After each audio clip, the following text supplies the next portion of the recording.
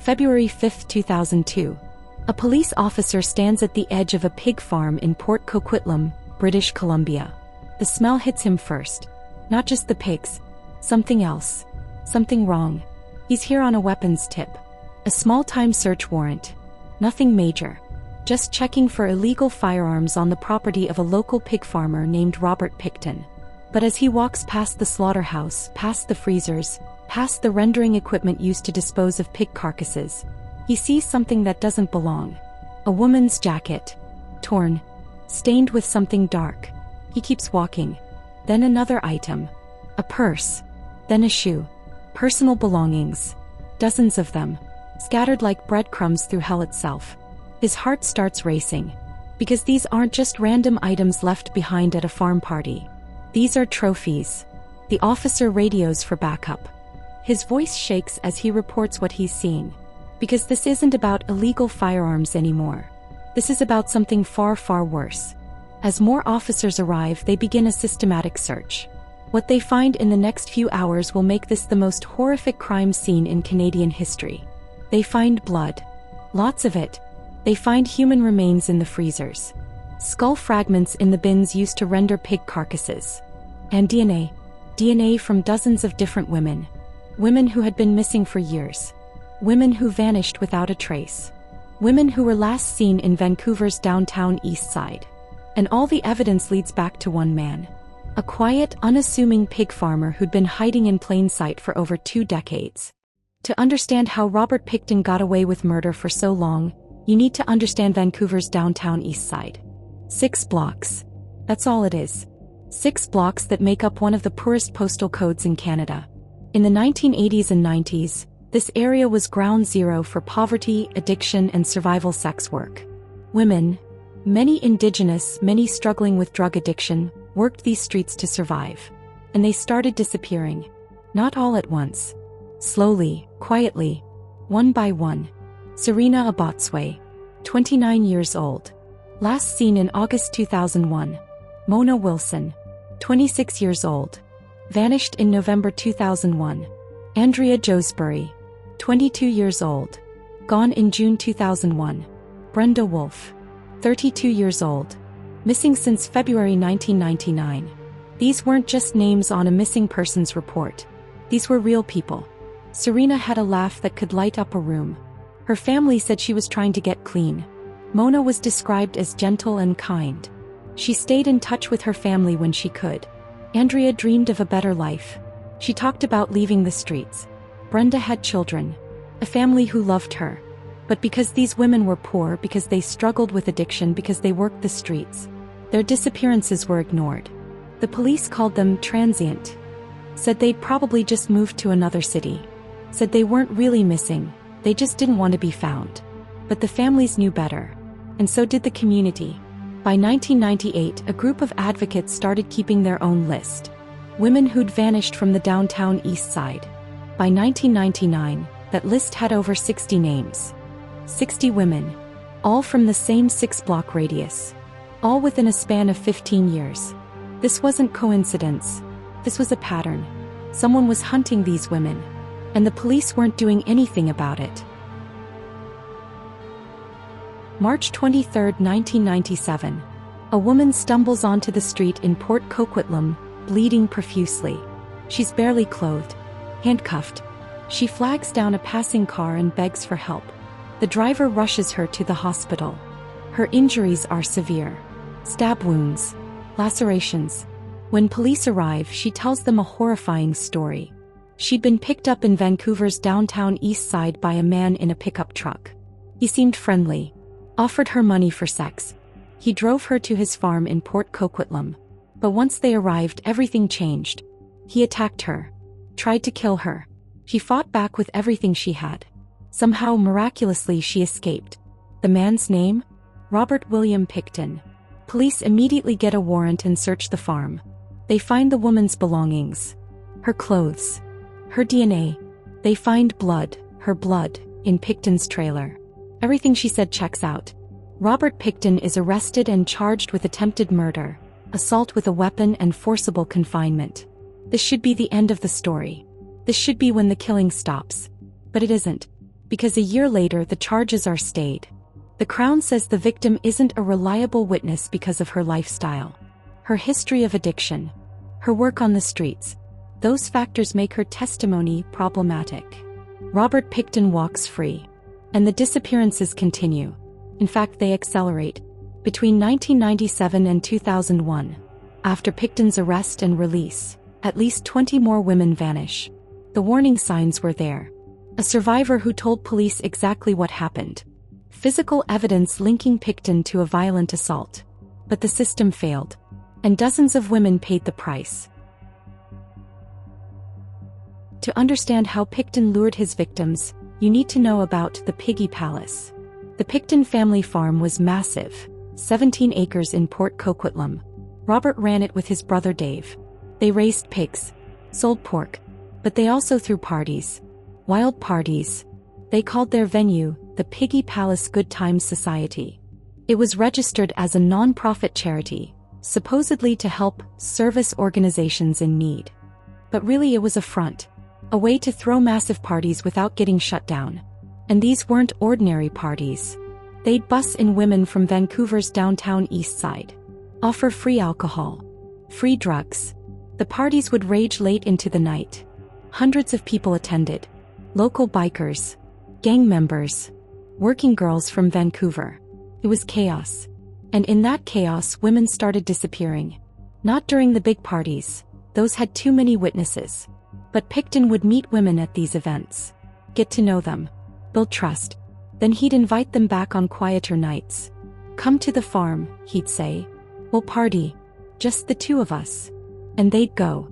Because Picton didn't look dangerous. He was short. Scruffy. Socially awkward. He looked like someone who couldn't hurt a fly. He spoke in a soft, high-pitched voice. He was friendly. Generous. He offered money. Drugs. A place to stay. In an environment where these women were constantly at risk. From bad dates, from violence, from the elements. Picton seemed safe. But that was the trap. Witnesses would later say they saw Picton with various missing women. At the farm. At the parties. In his truck. One witness saw him with Serena Abotsway just days before she vanished. Another saw him with Mona Wilson the night she disappeared. But nobody connected the dots. Because nobody was looking. The missing women were from the downtown Eastside. And to many people, including the police, that meant they didn't matter. It would take years and mounting pressure from families and advocates before law enforcement finally took action. But by then the body count was staggering. January 2001. After years of pressure from families and community advocates, the Vancouver Police Department finally forms a task force. They call it Project Evenhoe. Their mission: find out what happened to the missing women of the downtown Eastside. The team starts reviewing every missing persons report. They look for patterns. And patterns emerge. Multiple women were last seen near a specific bus stop, the one that goes directly to Port Coquitlam. Several witnesses mention the Piggy Palace parties. And one name keeps coming up: Robert Picton, the pig farmer who'd been charged and released for attempted murder in 1997. Detectives start digging into Picton's background. He was born in 1949, the second of 3 children. His family ran a pig farm in Port Coquitlam. By all accounts, it was a rough childhood. The farm was dirty, chaotic. Robert dropped out of school and worked on the farm full-time. He was socially awkward. Never married. Had few friends. But he wasn't violent, at least not that anyone knew about. Until 1997. Until that woman escaped.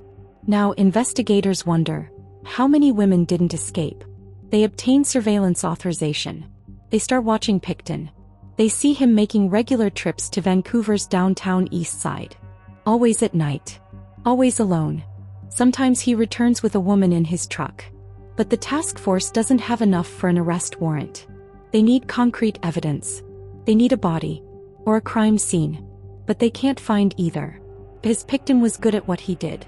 Too good. Then in February 2002 they catch a break. Not because of their investigation, but because of an illegal firearms tip. A confidential informant tells police that Robert Picton has illegal weapons on his property. It's a small charge. Nothing major. But it's enough for a warrant.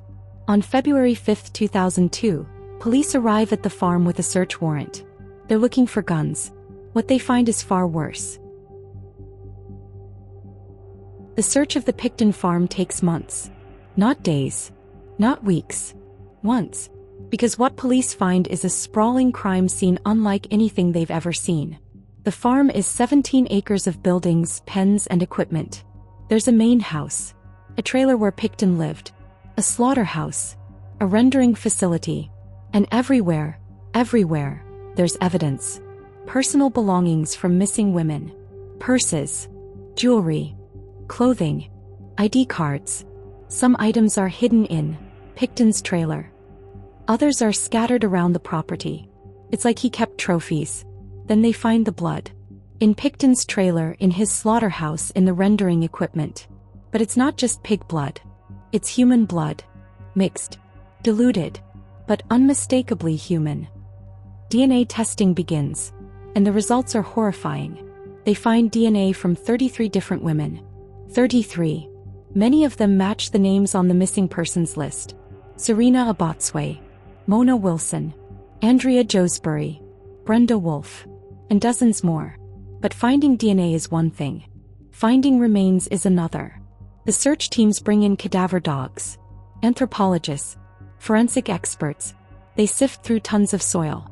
They examine every inch of the slaughterhouse. They check the rendering bins, the equipment used to boil down and pulverize pig carcasses. And they find fragments. Skull fragments. Bone fragments. Teeth. Human remains ground up and mixed with pig remains. Some of the fragments are so small they can barely be identified. It becomes clear what Picton had done. He'd used the same equipment he used for his pigs to dispose of his victims. He'd butchered them in his slaughterhouse. Run them through the rendering equipment. Destroyed the evidence. And here's the most disturbing part. Picton sold pork from his farm. To local markets. To neighbors. To restaurants. Nobody knows for certain if human remains made it into that meat. But the possibility is there. And it's horrifying. As the evidence mounts, Robert Picton is arrested. Not just for illegal weapons. For murder. Multiple counts of first-degree murder. After his arrest, Picton is placed in a holding cell. He's alone. Or so he thinks. But the man in the cell with him isn't another inmate. He's an undercover police officer. And Picton talks. He doesn't confess right away. But over time he opens up. He brags. Says he killed 49 women. Says he wanted to make it an even 50, but he got sloppy. Got caught before he could reach his goal. He describes the farm as his personal hunting ground. Says the women came willingly. They thought they were there to party. They never suspected a thing. His method was brutal. Efficient. He'd pick them up in Vancouver. Drive them to the farm. Once they were alone, he'd attack. Kill them in his trailer. Then drag their bodies to the slaughterhouse. Butcher them like pigs. Use the rendering equipment to destroy the remains. Feed some of the remains to his pigs. Mix others into the soil. Erase them completely. The undercover officer keeps him talking. Every word is recorded. Every confession is documented. It's the evidence prosecutors need. But even with Picton's confession, the trial is complicated. Because there are so many victims, so much evidence, and so many legal hurdles. In December 2007, after one of the longest and most expensive trials in Canadian history, the jury reaches a verdict. Robert Picton is found guilty. But not of first-degree murder. Of second-degree murder. 6 counts. The judge rules that while Picton clearly killed these women, the prosecution didn't prove sufficient planning and deliberation for first-degree charges. Second-degree murder carries a life sentence. But with the possibility of parole after 25 years. The courtroom erupts. Families are devastated. Only 6 convictions. For a man who confessed to killing 49 women. Picton is sentenced to life in prison with no possibility of parole for 25 years. He's currently incarcerated in Quebec. In 2015 he was attacked by another inmate. Beaten so severely he nearly died. But he survived. Meanwhile, 69 families still search for closure. Most of the women, mothers, daughters, sisters, will never have a proper burial. Because their remains were never found. Or worse. They were but couldn't be identified. Ground into the soil of that farm. Scattered across 17 acres. Lost forever. The Robert Picton case exposed something ugly about our society. It showed how easy it is for people to disappear when society decides they don't matter. For over 20 years, women vanished from Vancouver's downtown Eastside. 69 women. And for most of those years, nobody cared. Not the police. Not the media. Not the public. Because these women were poor. Because they struggled with addiction. Because they worked the streets. Their lives were deemed less valuable. And a killer took advantage of that. Robert Picton is a monster. But he's also a symptom. A symptom of a system that fails its most vulnerable people. Since the Picton case, there have been changes. More resources for missing persons cases. More attention paid to vulnerable populations. But the scars remain. For the families who lost their loved ones. For the survivors who live with the knowledge that they came close to being victims. And for a community that learned a painful lesson. Everyone matters. Every life has value. And when we forget that, monsters thrive. So here's my question for you. Do you think the sentence was fair? Second-degree murder for someone who confessed to killing 49 women? Should the justice system have done more? Let me know in the comments below. And if you want more cases like this, cases that expose the cracks in our justice system and honor the memories of the forgotten, hit that subscribe button. Because these stories need to be told. These women deserve to be remembered. Their names, their lives, their humanity. We owe them that much.